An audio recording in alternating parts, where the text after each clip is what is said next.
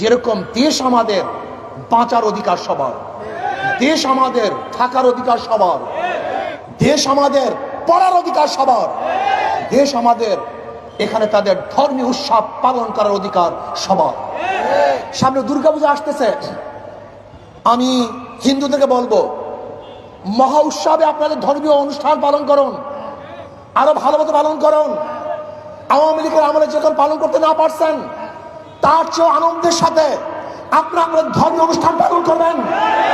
যদি প্রয়োজন হয় আমরা আপনাদেরকে ছায়ার মতো রাখবো, আপনাদেরকে আমরা সাহায্য করব, সহযোগিতা করব।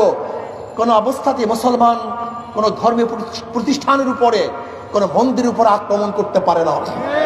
আমি চাই বাংলাদেশে আগামীতে হিন্দুদের ধর্মীয় উৎসব পালিত হবে, যেখানে সমস্ত মুসলমান